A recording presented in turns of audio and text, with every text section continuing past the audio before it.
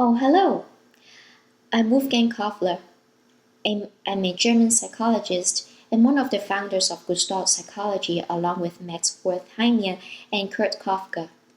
I was born on January 21st, 1887, in the city of Rayfol, Estonia, Russia. My family moved to Germany when I was 6 years old. Academics were central to my family.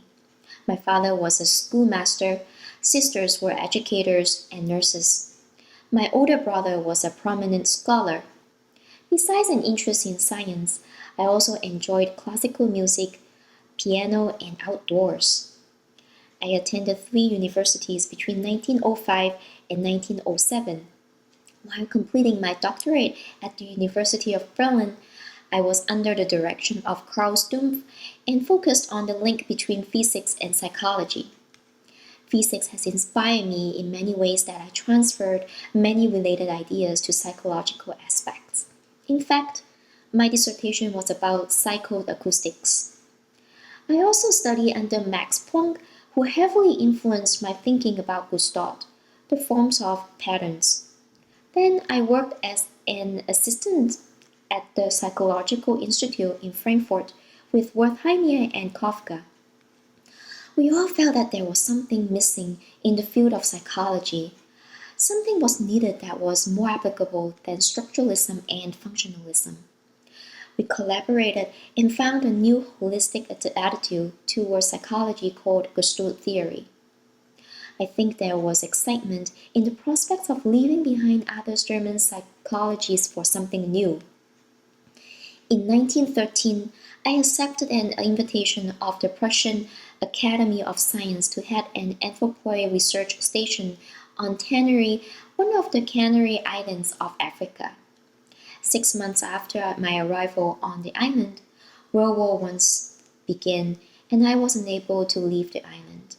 Therefore, I spent 7 years at the research station studying problem solving and general intelligence of a group of my friends, African chimpanzees. The research was published as The Mentality of Apes in 1925. Interestingly, while I was stranded in the Canary Island in the World War I, people assumed that I was a German spy, and my research station was executing spying activities. I was alleged that I concealed a radio transmitter at my home, which I used to broadcast information to the German Navy. Can you believe that? But you may already know I'm a strong opponent of Nazi political policy. I openly condemned the persecution of Jews and anti-Nazi professors and wrote an anti-Nazi article published in a German newspaper in 1933.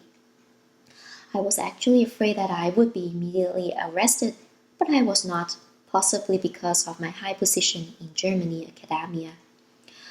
However, my status wasn't very safe over time, so I finally moved to the United States in 1935. One of my significant contributions to psychology came through my animal research. I used 4 chimps in my experiments. They are Chica, Grande, Kanso, and Sultan. Sultan was most intelligent among all and became my favorite subject. In one experiment, I hung bananas from the roof. The chimps tried to knock them down by using a stick. Then the chimps learned to stack blocks on one atop of each other to climb up to the bananas. I found that the chimps use insight, not trial and error, or chances to accomplish these tasks, which is an idea that I later developed into a theory of learning. Eventually, I grew tired of being around chimpanzees, which affected my ability to focus on the research.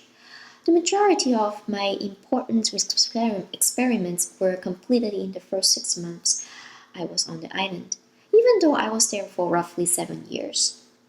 The American Psychological Association, APA, honored me with the Distinguished Scientific Contribution Award in 1956 and selected me as president of APA in 1959. I was also selected to receive an APA Gold Medal Award in 1967. But it came too late.